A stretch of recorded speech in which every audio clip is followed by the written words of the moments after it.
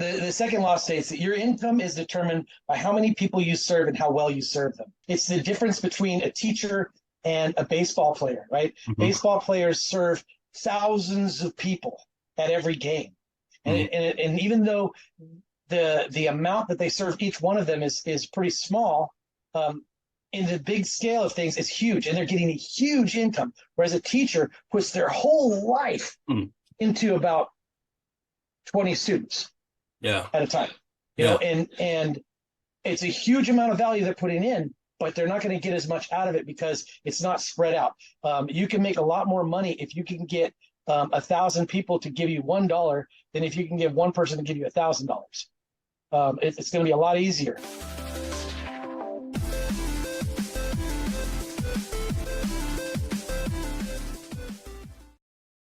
Welcome to Matt Fry's Underwriting Podcast. This is going to be our very first episode, and it's pretty exciting. We've actually got a really special guest here. This is someone that I've worked with for the past few months. He's somebody I've really grown to. I've spent a lot of time with, and I've really grown to respect a lot. He's an amazing person, and I'm really excited to do this interview with him. He's a proud member of Sub2. He is one of the founding members of our real estate team, Unconventional REI.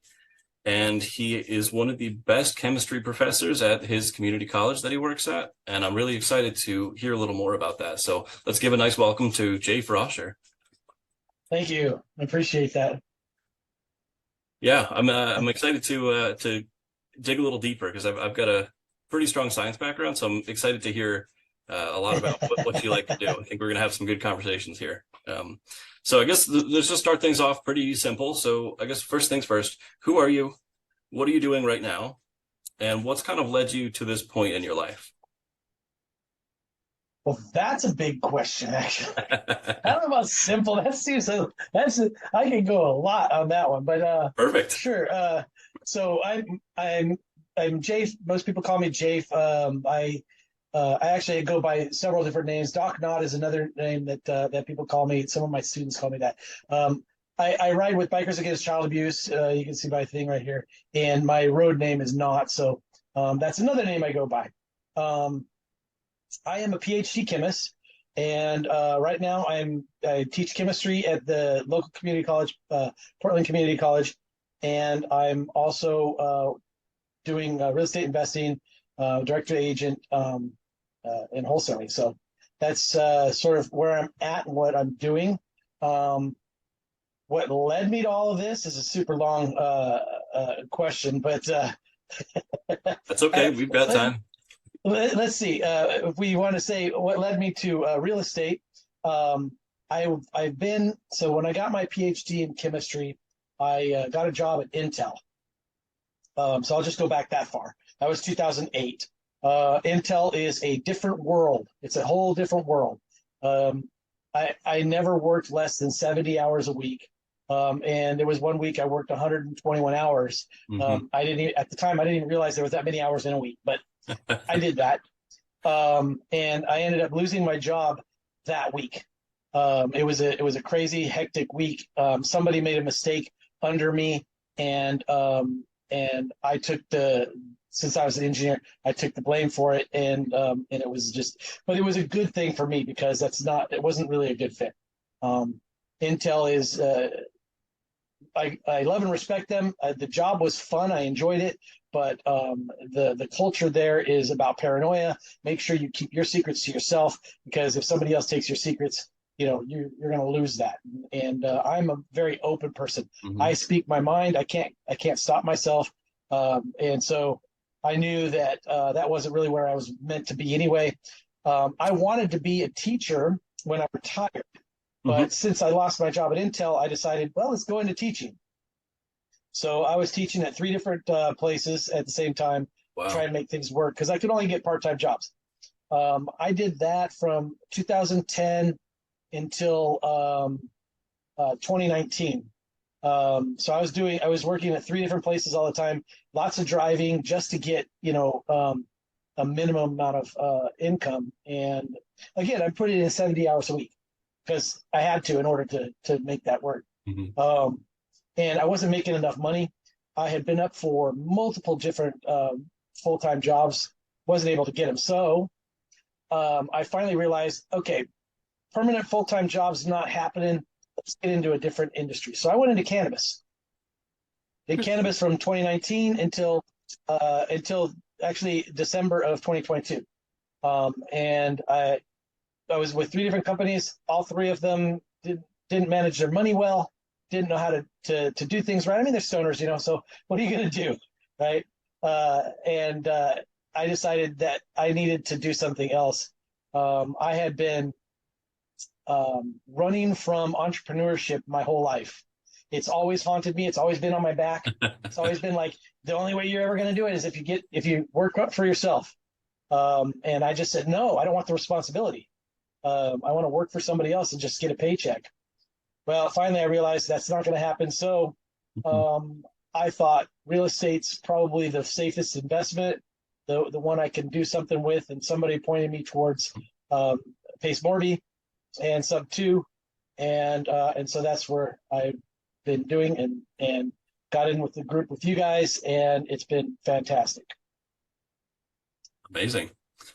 So if you don't mind my asking, let me expand on that a little bit. So how did you decide to make that jump from teaching into cannabis? That's an interesting jump. Yeah, it is a pretty interesting jump. Okay, so I had this student in my class a couple years before that who kept coming into class smelling like weed, like really, really bad. And I told him, he's like, yeah, this is like just before weed was legalized. Mm-hmm. And he was like telling me that he's got a garden and he does his work and all this stuff. I said, listen, that's fine. I don't care what you do at home. That's your deal. But wear a lab coat and change before you come to work, before you come to class. Because you can't come in here smelling like that. I mean, it was awful, man. It was like, yeah, it can get pretty strong. The whole room smelled of weed. It was bad. Anyway, few years later, I decided, okay, I need to find another job. He's walking out of the building as I'm walking in, and we start talking. He's like, yeah, I'm doing cannabis, and it's legal at this time, right? Mm-hmm. I'm doing cannabis. I'm actually doing hemp. We're doing CBD and all this stuff. And I said, what are you doing here? He's like, I'm looking for people to work for us.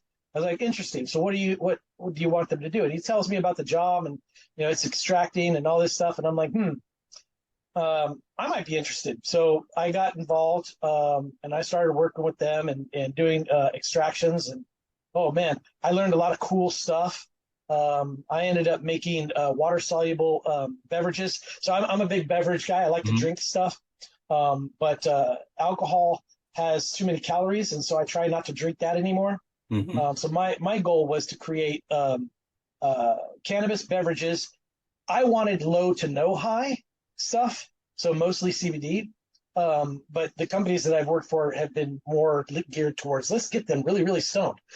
Whatever I made some beverages that were awesome, and they mimicked alcohol very, very well. Wow. So that's what I did. That's awesome. I really like that, because it seems like you kind of integrated your background in chemistry to, unless I'm mistaken, but it seems like you kind of integrated that to apply to the different jobs that you had. So that's really exciting. Yeah, I did. Actually, when I look back at it, all of my jobs have really geared around teaching. It's what I've done. I learn something quickly, and then I teach it, and that's like my favorite part. So yeah, well, that's amazing. That's something that I think a lot of people should be doing. That's honestly the best way to learn, in my opinion. But awesome. So you have a pretty extensive background in chemistry, having a PhD and teaching for several years. So what initially drew you to chemistry or science in general? So they say, okay, let's do science first. Okay. Yeah. Science, from a little kid, I always wanted to be an astronaut. So, I was born in 1969. That was the year we landed on the moon. I just kind of grew up wanting to be an astronaut, and thinking that's the coolest thing in the world, and as a kid, you learn about dinosaurs, you learn about all these cool stuff, and just science in general was always way more fun than geography or biology, not biology. I mean, history and all these other things that I couldn't deal with those. But the science was fun. So I had a strong lean towards science from the beginning. For chemistry, they say you go into chemistry for one of two reasons. Number one, drugs, right? Number two is fire. I'm a fire guy. So the first chemistry class I took, the instructor had 3 balloons tied to the table, and one was big and it was floating really high. One was kind of medium sized, and it was floating all right. The third one wasn't even floating. It was tied to the table, but it was just sitting there on the table. And the instructor comes up, and so this is before we had long lighters. So he had a candle on a meter stick, a yardstick. And he's like, okay, I'm gonna light one of these balloons on fire. Which one should I do? And we're all like, the big one, right? So he goes and lights it. It just goes and blew out the flame. And we're like, that's not that much fun, But he says that was helium gas. He starts talking about helium gas and what it is, blah blah blah. Then he goes, okay, should I light one of these other 2 on fire? Yeah, the one that's floating. So he goes to do that one. Now he's getting cautious, right? By the way, I sit in the back of the class. That's where I always was up to this point. After this day, I always sat in the front of the class, by the way. But up until this, I was in the back. Mm-hmm. So he goes to light this thing on fire, and boom, it blew, and dust fell from the ceiling. And I was just like, whoa, and I felt the compression hit my chest. Like, oh, that's cool. And he's all, that was just hydrogen gas. And he goes about the explanation of the reaction, blah, blah, blah. And I was just like, that is the coolest thing ever. And he's like, should we even light the third one? Do you guys care? Yeah. So he goes and lights that one. And this one was almost twice as powerful. It was boom, the whole thing shook, and dust fell again. Girl in the front row fell out of her chair onto the floor. And I'm just like, I'm going to be a chemist. Turned out that one was a mixture of hydrogen and oxygen in a ratio of 2 to 1. And it's because of the kinetics of the reaction that makes it more powerful. But anyway, that's what brought me into chemistry right there. I actually left that class. I went straight from that class to a phone book and looked up chemistry, found an analytical chemistry lab not far from my house, and went there and got a job. Oh, that's amazing. Yeah. That's so funny. I love that. I love that introduction to chemistry. It brings back so many memories from my my chemistry days too. So I love that. So it sounds like you've got a lot of experience working with chemistry, and a lot of you've had a lot of practice applying it to different positions and different jobs you've done.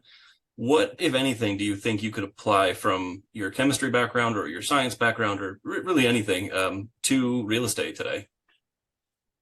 So that's a really good question. But I think that it helps me to relate to people in different ways. Specifically chemistry, it's in itself, I don't see that actually as a whole lot of a crossover, except that I have used chemistry I'm a home brewer. I make beer, I make mead, I make cider, all those kinds of things. I ferment vegetables, whatever. And I use those analogies in my chemistry class when I talk about different concepts, right? And so when I'm talking to agents, depending on what's going on, I can relate in different ways, and my vast varied chemistry knowledge helps me to kind of understand maybe something they're talking about and be able to relate. So I use that. I think I would probably use the teaching side of it more because because of my teaching, I've always been able to bring things from a higher level down to, I usually bring it 2 grades down below where the students are is where I want to start off at, and say, here you go, and now you could take it and bring it back up. So I like analogies, and I do analogies all the time. It's one of my favorite things. So in real estate, we call it third-party stories. And I love third-party stories. In fact, I want to write a book of them. I think that would be the coolest thing ever. But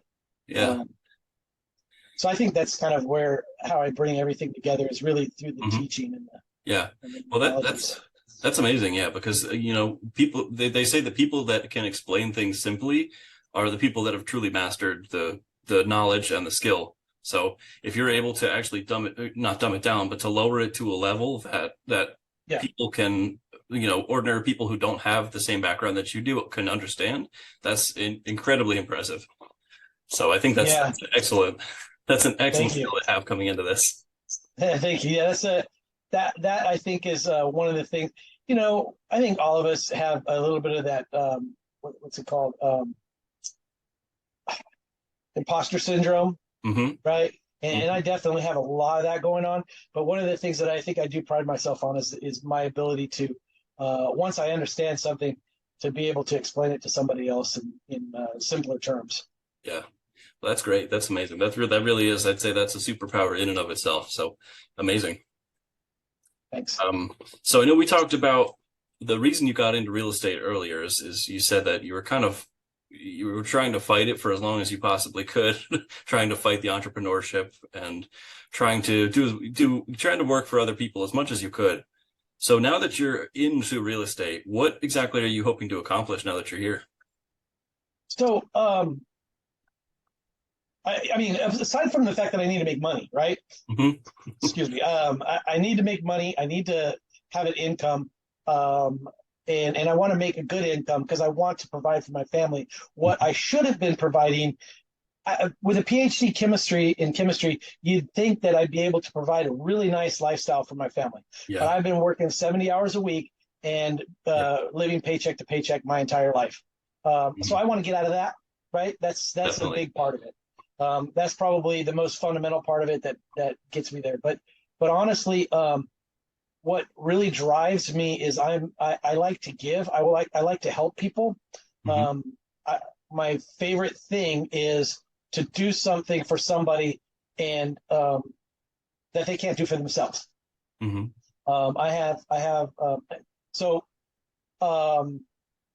think in real estate, I can help people to solve their problems. They have issues with their house. They need to get out, and they don't know. A lot of people don't understand what we understand being in the sub-2 community, and how we can help them, sell their house or buy a new house or whatever, and I really have a lot of excitement about that part of the job, Yeah. Yeah. Well, that's great. It sounds like you've got a really caring heart. You seem like you are really in this, obviously you're in this for yourself to make money. Everybody's got to be selfish, but it seems like ultimately you're in this to help as many people as you can. And I think that's really respectable. That's one of the things I really respect about you a lot. Thanks. Yeah, that's what that is a big part of it for sure. Is I just want to help people. Yeah. I mean, look at this. We live in this society where rent for an apartment, a 2-bedroom apartment, is more than what I'm paying for my mortgage on my house. And I just would like to help these people get out of that situation and get into a situation where they can do better. Yeah. Yeah, absolutely. Absolutely. And honestly, I'd say that I think if we had more people in the real estate world like yourself, like that care and that want to help people, I think it would revolutionize things. And I do think that's coming, but it's going to be a slow process. But having people like you is definitely, it's good. Good for the industry and good for society too. All right. So we're going to transition just a little bit. So I know from previous talking that we've done that you are an avid reader, or at least you like to listen to audiobooks. So what would you say has been the most impactful book in your life? So, and it was only recently in the last couple months that I read The Go-Giver, but I've read that book or listened to it, I guess, more than 10 times already. And I've read all of the other books that come with it.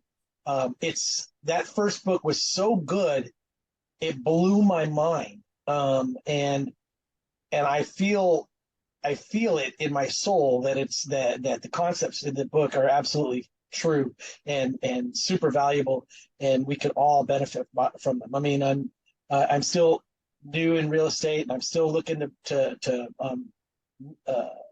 get where I need to go, but everything. So I've read lots and lots of books, lots of philosophy books, lots of self-help books and business books and stuff. And really, all of that stuff boils down to what's in the Go Giver. And it's just an amazing book.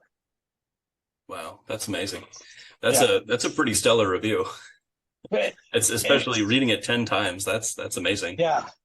So before I read the Go Giver, my favorite book ever was Dune. Okay, that's a bit of a different type completely of book. different, but that book sort of changed my life too. When I remember reading that a Really? long time ago, Huh. and just going, man, just the way that they thought and talked in their head. There was lots of thinking to themselves, and there's not a lot of books that do that. Yeah. And it just kind of it was a different way of viewing things, and I really enjoyed that book. Oh, that's fun. See, I like that you have kind of a more fun book and then a more, serious book kind of like that. So that's nice that you have kind of a variety there. So it seems like you have a pretty good understanding of the Go Giver, what it's all about. And, reading it 10 times, you definitely have a good knowledge of it. What would you say, if anything, have you been able to implement in your daily life from that's kind of improved the quality of your life? The second law of the book. Here, hold on. I'm just gonna read it. I actually read these often because it's pretty good. But I mean, the first law is great, and you need the first law to really make everything else work. Hold on a second. Sure, no problem. Yeah. So the second law states that your income is determined by how many people you serve and how well you serve them. So this basically means that it's the difference between a teacher and a baseball player, right? Baseball players serve thousands of people at every game, and even though the amount that they serve each one of them is pretty small, in the big scale of things, it's huge, and they're getting a huge income. Whereas a teacher puts their whole life into about 20 students at a time, and it's a huge amount of value they're putting in, but they're not going to get as much out of it because it's not spread out. You can make a lot more money if you can get 1,000 people to give you $1 than if you can get one person to give you $1,000. It's going to be a lot easier the other way. So that rule is super important. But and that's the one I'm working on. But the one that I've actually implemented, I think a little bit more, or I've been trying to, is your influence is determined by how abundantly you place other people's interests first. And so what this boiled down to in the book was how's the saying go? You scratch my back, I scratch yours. No, that's not the way I want to look at it. A win-win situation is a losing philosophy.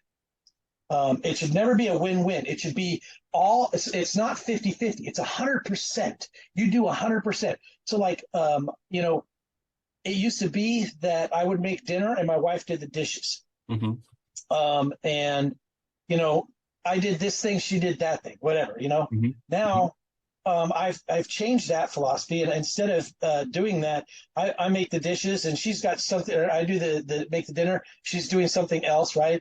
When I'm done with dinner and we're all done, and I'm not going to rush into the kitchen when she's doing the dishes, but I've got nothing else to do. I go in there and I help her do the dishes. Yeah. Because you know what? Why not? Yeah, absolutely. It's not a 50-50 thing. It's I'm going to help you as much as I can, and then you know what? And if you don't return the thing, it doesn't really matter. I feel good about what I did. Yeah. And that was I think the most powerful thing, and I feel really good about the way I'm doing that with people lately.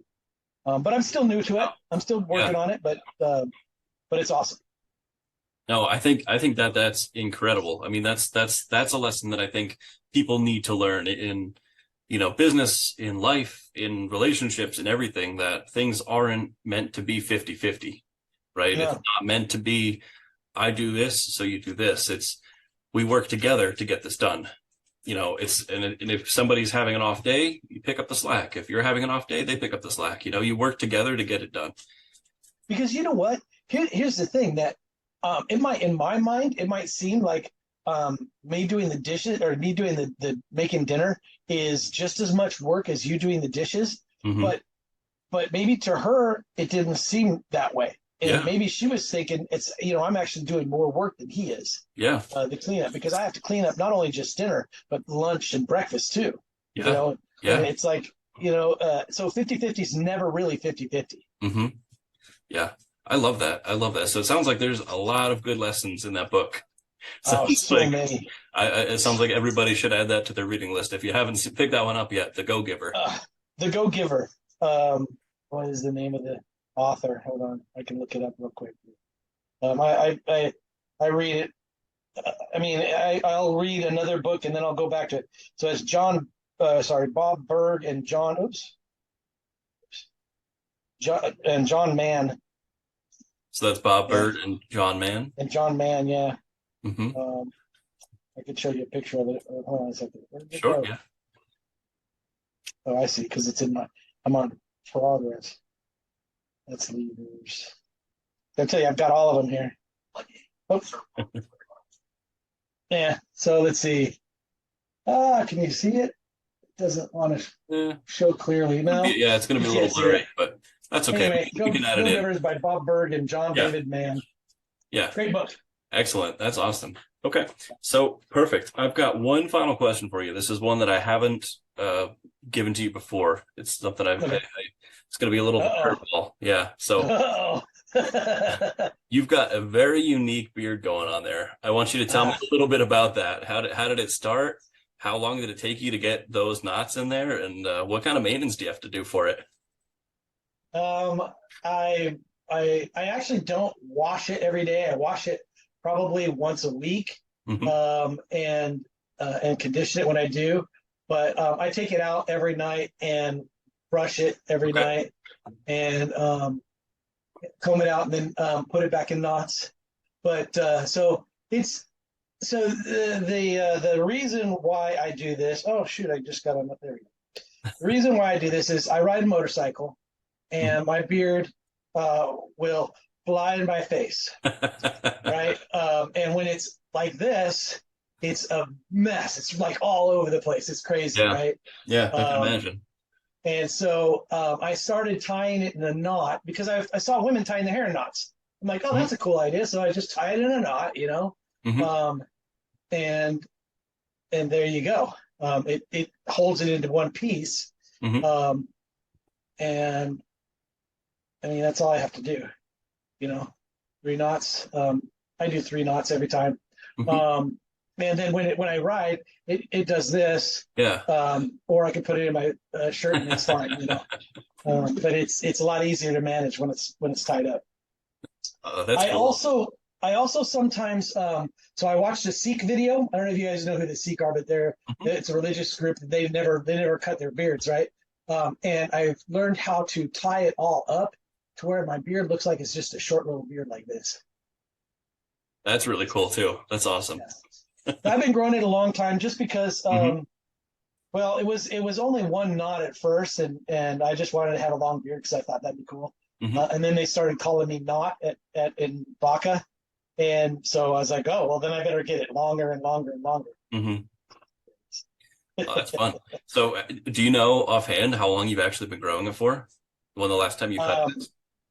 I actually did trim it up about